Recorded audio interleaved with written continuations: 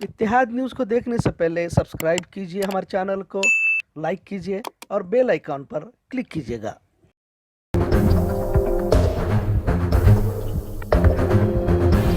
अस्सलामुअलैकुम रहमतुल्लाहि बरकातहू। इत्तेहाद न्यूज़ में आप सभी का खैर मकदम है।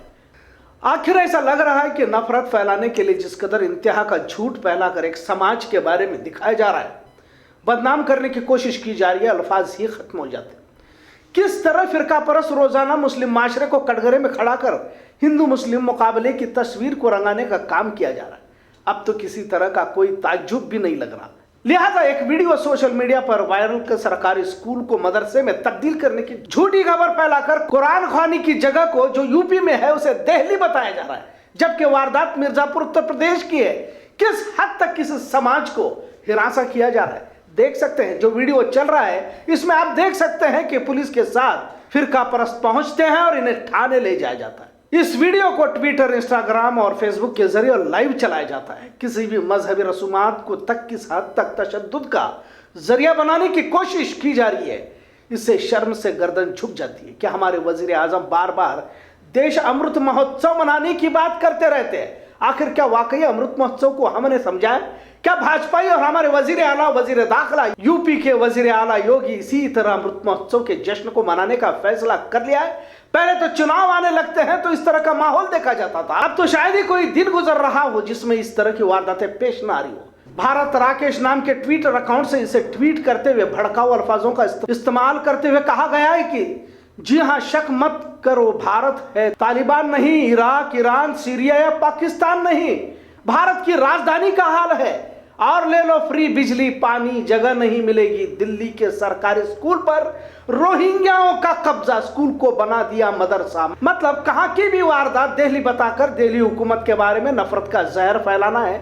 इस खबर को अल्ट न्यूज ने पड़ताल के बाद इस झूठ का पर्दाफाश करते हुए सच्चाई को सामने लाने की कोशिश की है। इस महीने में कई सारी जगहों पर गरीबों और रिश्तेदारों को खाना खिलाया जाता है। मुसलमानों में कभी कभी कोई मन्नत मांग भी लेता है और अगर वो पूरी भी हो जाती है तो खाना खिलाने के रिवाज पर भी अमल किया जाता है। इसी तरह वहां के एसएचओ ने बताया कि विजयनगर इलाके में एक प्राइमरी स्कूल में रियाजुद्दीन अपने परिवार के साथ रहता है। ये लोग स्कूल इहाते में ही रहते हैं और वहीं साफ सफाई का काम भी करते रहते हैं। लोगों ने बताया कि इनके बच्चों की तबीयत ठीक नहीं थी, इसी वजह से इन्होंने मन्नत मांग ली थी कि बच्चे ठीक हो जाएंगे तो कुरान ख्वानी, इनकी कुरान पढ़ना करवाएंगे। और कुछ वक्त बाद बच्चे के सेहतमंद होते ही उन्होंने कुरान ख्वानी का एहतमाम किया। ये उसी कुरान ख्वानी का वीडियो जो आप देख रहे हैं। लेकिन पुलिस को यहाँ पर किसी तरह की कोई गैर कानूनी वारदात भी नजर नहीं आई।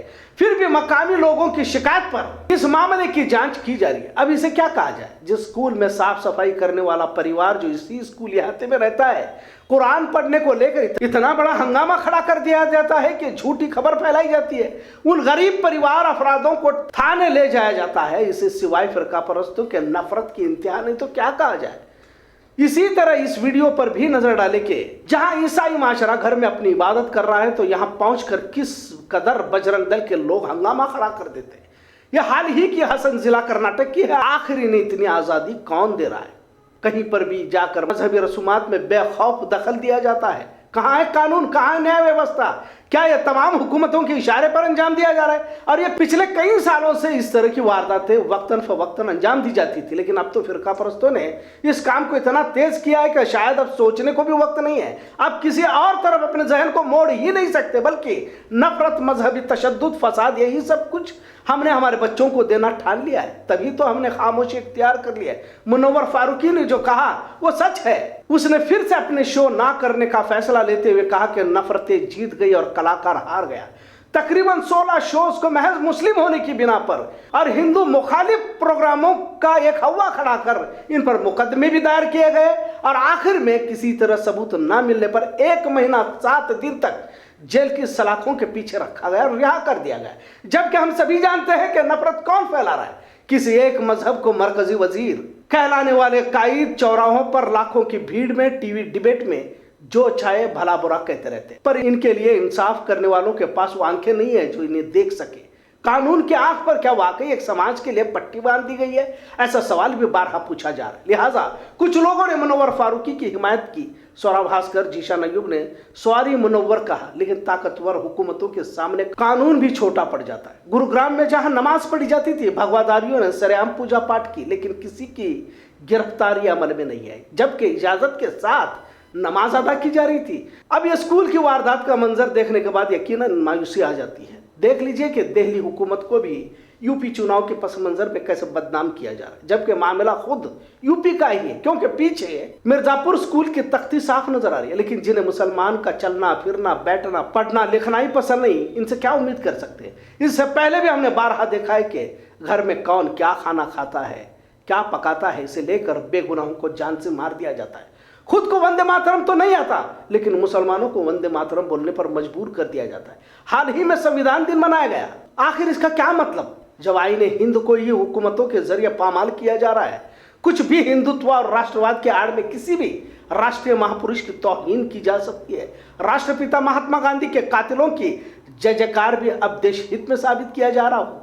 डॉक्टर बाबा साहेब अम्बेडकर को भला बुरा कहना और संविधान को जलाना अब बहुत बड़ी बात नहीं रही, क्योंकि हुकूमत करने वालों का इरादा ही कुछ और है और इससे बड़े मनसूबाबंदी के साथ अंजाम भी दिया जा रहा है। मुसलमानों को अछूता बनाने की साजिशें हर रोज परवान चढ़ रही है। मुस्लिम देशभक्तों का नाम तारीख के औराक से हटाया जा रहा है, बल्कि इन्हें तो देशद्रोही साबित किया जा रहा है। जिंदगी में राम सेना की जानिब से पाकिस्तान का झंडा फहरा कर मुसलमानों को निशाना बनाने की वारदात एक अरसे से चली आ रही है, एक अरसे दराज से चलती आई है। गाय और सुअर के गोश्त को इबादत गांव में फेंक कर फसाद करने वाले कई फिरका परस्त इससे पहले भी पकड़े गए और कई पर्दाफाश किया भी गया। लेकिन कुरान ख्वानी को सरकारी स्कूल पर कब्जा करने की खबर बनाकर एक समाज के दिल में डर खौफ पैदा करने के लिए पुलिस का सहारा लिया जाता है। लेकिन वही राम सेना बजरंग दल की जानिब से हथियारों के साथ तरबियती कैंप चलाए जाते हैं, लेकिन इसका इल्म पुलिस वालों को नहीं रहता। बेगुनाहों को यूएपीए के तहत गिरफ्तार कर सालों साल जेल में रखा जाता है, लेकिन गुनहगार अगर गले में भगवा गमछा पहनकर पुलिस के सामने हथियार भी उठा लेता है तो राष्ट्रभक्त बन जाता है। लिहाजा मानसिकता, सोचो फिक्र को बदलने की जरूरत है। इस तरह की बार बार वारदातों से एक समाज को एक हद तक तो हिरासा किया जा सकता है, लेकिन मुस्तकिल दबाया नहीं जा सकता।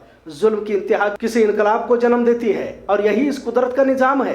भाईचारा, अखुवत, मोहब्बत की फिजाओं में मुल्क तरक्की कर सकता है। फसाद, नफरत की आग में किसी गरीब का घर जलाकर इख्तदार तो हासिल हो सकता है, लेकिन मुस्तकिल इख्तदार नहीं, क्योंकि झूठ, फरेब, धोखे, ईवीएम, संसदों की खरोत फरोख्त से वक्ती हुकूमत तो हासिल हो सकती है, लेकिन हमेशा के लिए नहीं। अगर इख्तदार की कुर्सी पर बैठना है तो अवाम के दिलों को जीतना होगा, पर शायद नफरत के सौदागरों को यह बात समझ में नहीं आएगी। आखिर अवाम में इस बात की बहस जारी है कि कोरोना आता कहां से, लिहाजा जिस तरह माहौल बनाने की कोशिश की जा रही है इससे फिक्र में इजाफा ही होता जा रहा है। एक बार फिर से आरटीपीसीआर की सख्ती के साथ कर्नाटक, महाराष्ट्र बसेस को शुरू किया गया। कुछ लोगों ने लॉकडाउन होगा क्या इस ख्याल से बेचैन है, क्योंकि मुद्दतों बाद कारोबार, रोजी रोटी अभी शुरू हुई है। वैसे रमजान महीने के लिए अभी 4 महीने बाकी है, क्योंकि रमजान महीने के करीब करीब ही कोरोना का कहर अक्सर नाजिल होता देखा गया। ऐसा भी कहा जाता है क्योंकि इससे पहले यानी पहली लहर, दूसरी लहर का अगर तजर्बा देखा जाए तो फिर ओमिक्रॉन के मरीज भी बढ़ सकते हैं, क्योंकि अब वैक्सीनेशन करने वाला महफूज है। ऐसा भी नहीं कह सकते क्योंकि ओमिक्रॉन किसी को भी हो सकता है। कोरोना के अलग अलग रूप देखकर अवाम में इस बात की भी चर्चा जारी है कि कोरोना मर्ज है या बहुरूपिया, और बार बार ये रूप भी बदलता रहता है। खैर, मुख्तलिफ जगहों पर कोरोना टेस्ट किया जा रहा है। रेलवे स्टेशन पर अजमेर शरीफ से आने वालों का स्वैब टेस्टिंग भी किया जा रहा है। अक्सर इस बात को लेकर बहस भी हो रही है। अगर त्योहार के तौर पर देखा जाए तो ईसाइयों का न्यू ईयर बड़े ही धूमधाम से मनाया जाता है। अक्सर होटलों में पार्टियां नए साल के तौर पर बनाई जाती है। क्या अब होटलों में पार्टियों को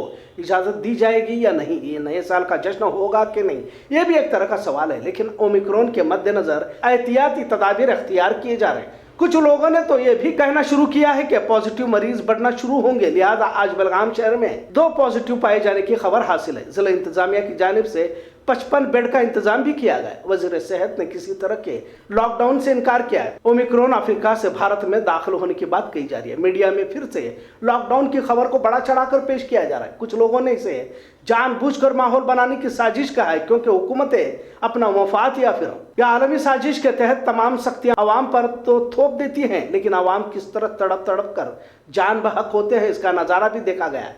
कैसे माहौल बनाया जाता है ये भी समझने की जरूरत है। अपने आप लोग मास्क पहनना शुरू करते हैं, स्वैब टेस्टिंग को बढ़ाया जाता है, बैरून ममालिक की खबरों को बतौर दलील भी पेश किया जाता है, पहले वाले से खतरनाक कहा जाता है। लिहाजा एक बार फिर कोरोना के बादल मंडराते नजर आ रहे हैं। पर क्या भारत की आवाम इस तरह की बीमारी का मुकाबला करने के लिए तैयार है?